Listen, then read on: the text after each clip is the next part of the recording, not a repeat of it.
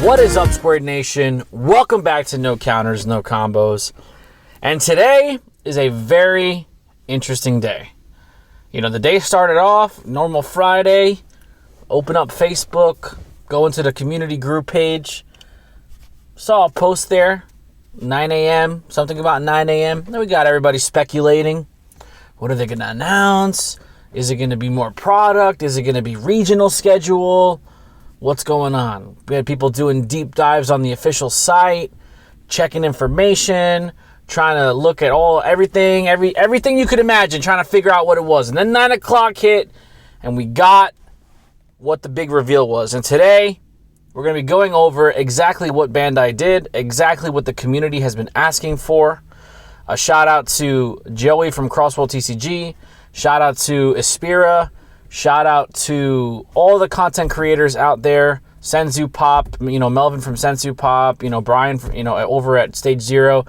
Every content creator who voiced their concern, who voiced their opinion, who, looked at the data analytically and figured out that there was a glaring flaw in our game. So today, Bandai announced an emergency ban list. I'll put the images on the screen for you guys to take a look at. And we're going to kind of go over everything that they did to help adjust and reset kind of the game. So when we originally got the ban list back before set 14 released, okay, I had done a few discussions about it. I know there's been a lot of discussions about that Bandai kind of dropped the ball.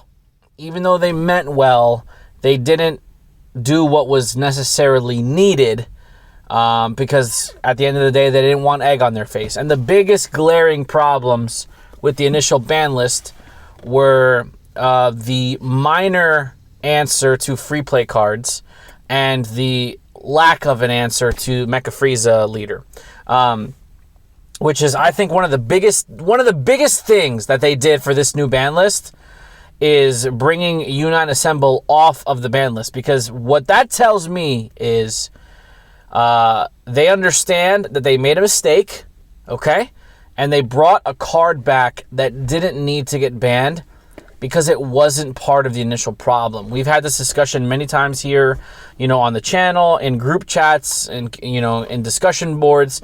When there's a large problem or there's a glaring issue, the best way to address that is to get rid of that issue. Instead of just kind of tiptoeing around or beating around the bush, just get rid of Mecha Frieza. And they didn't do that the first time around.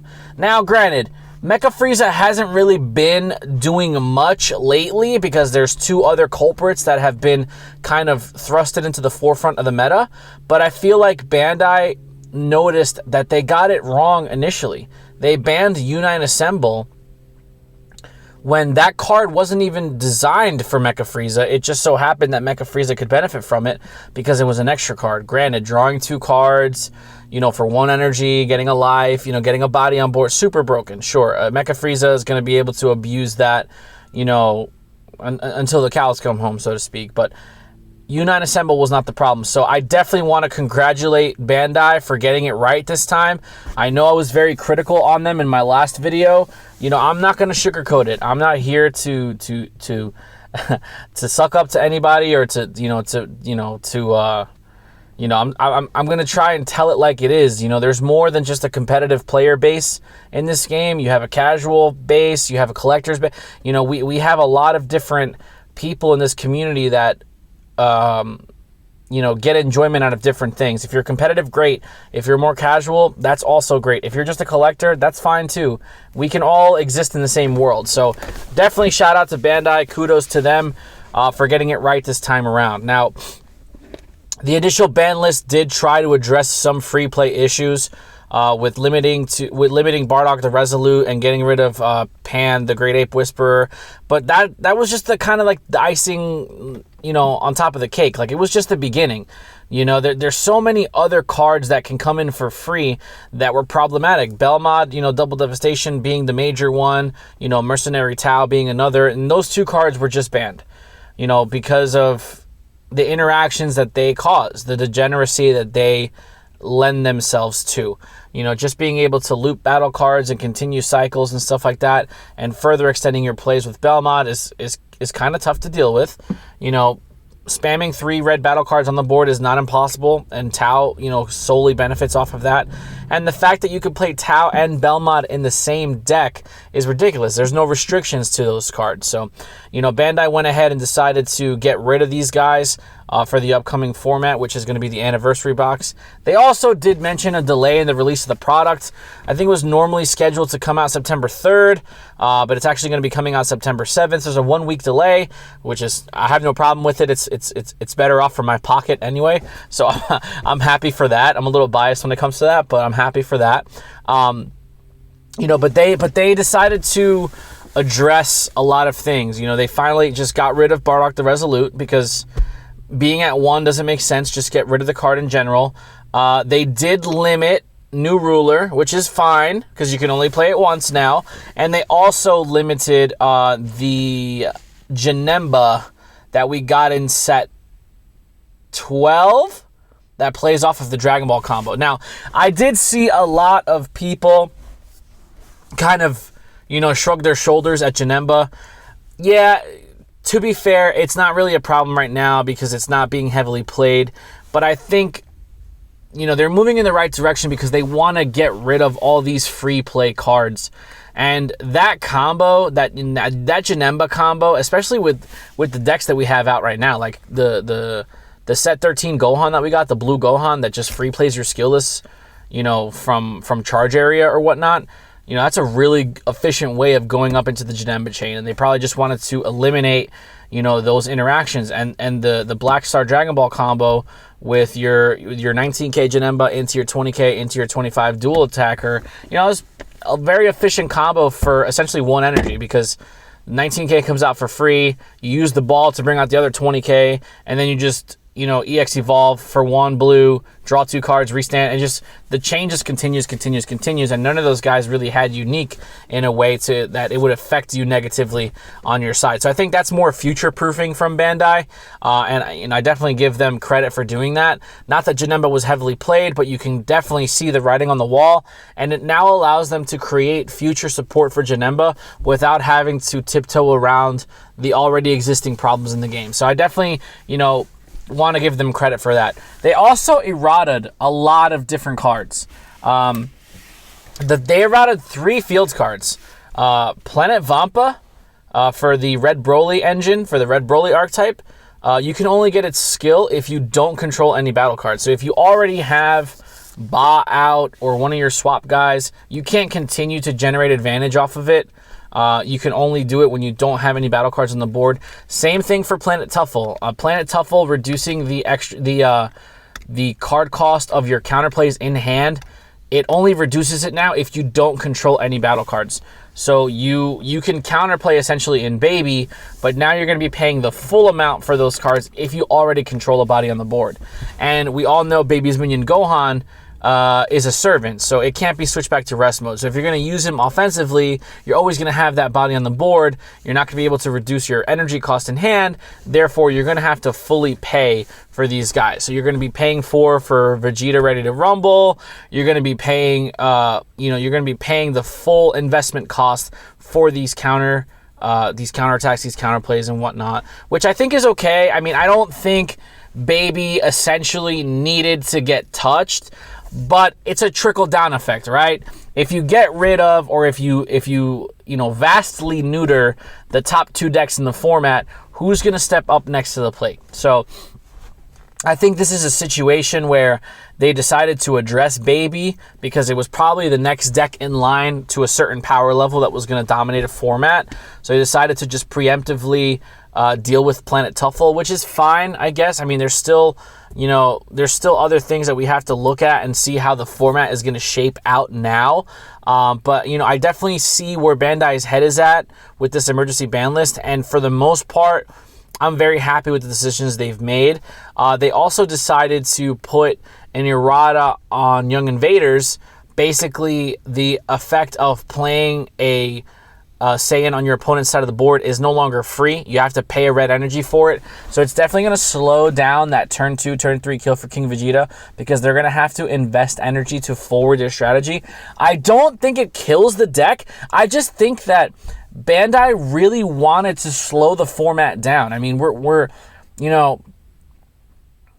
with King Vegeta and Dark Broly, they're like turn 2, turn 3 formats, They probably want to extend it out to turn 4, turn 5, especially with the new introduction of the Spirit Boost mechanic. We've already had discussions before on how Spirit Boost just naturally slows the game down because you have to meet a specific curve in order for you to benefit from those effects. And now I can honestly say that I'm confident we're going to be moving into a turn 4, turn 5 meta, which I don't have a problem with. I really don't. I feel like Dragon Ball Super is more fun being played, whether it's competitively or casually. I think it's more fun. You get more enjoyment out of it in a turn 4, turn 5 meta as opposed to a turn 2, turn 3 meta.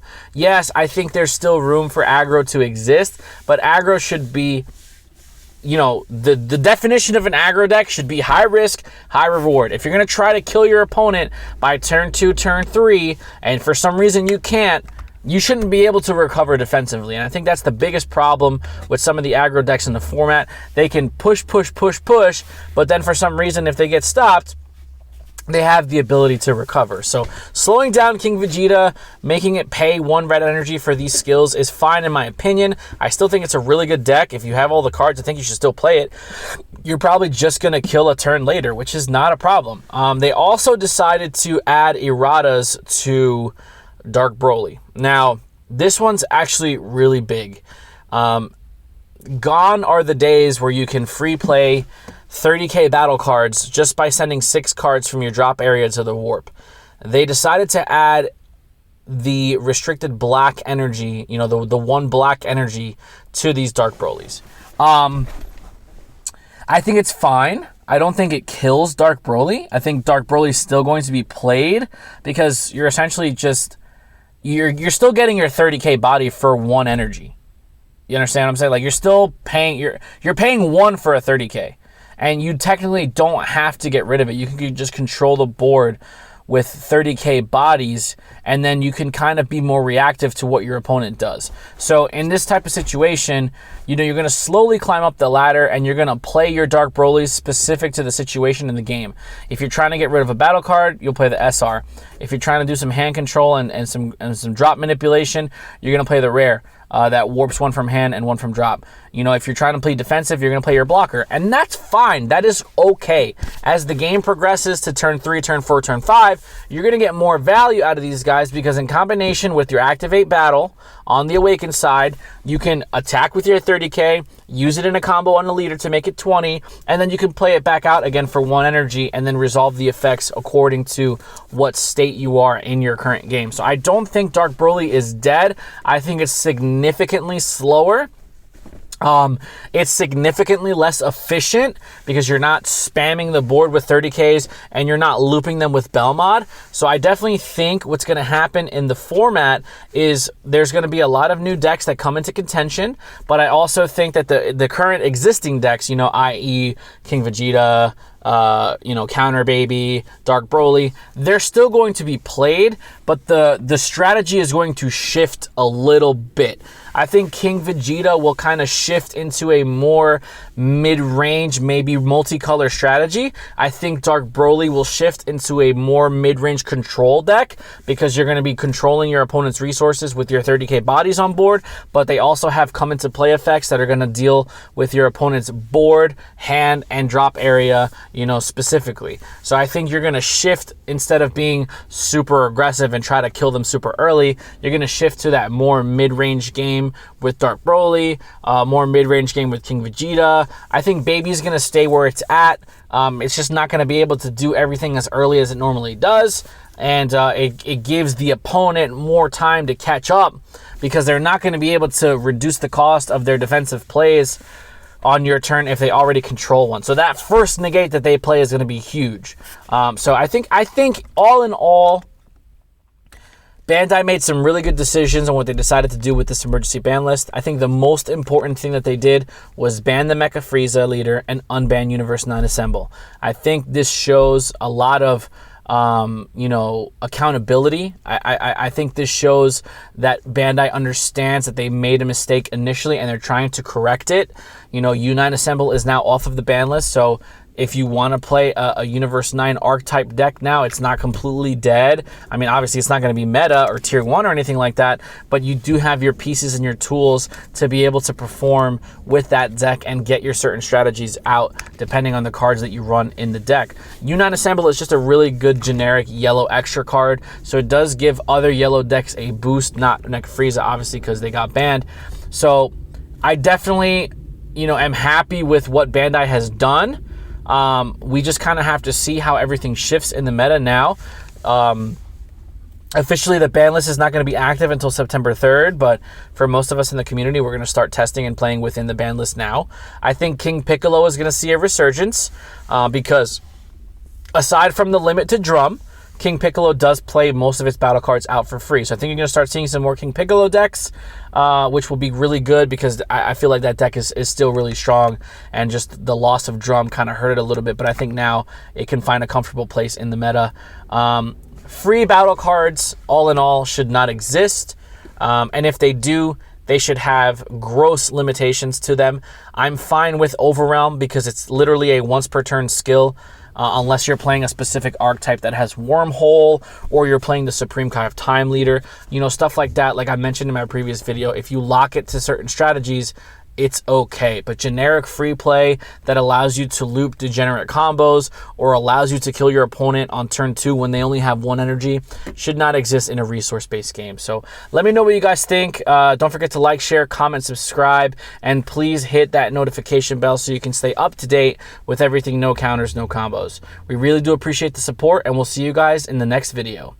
Be there or be square.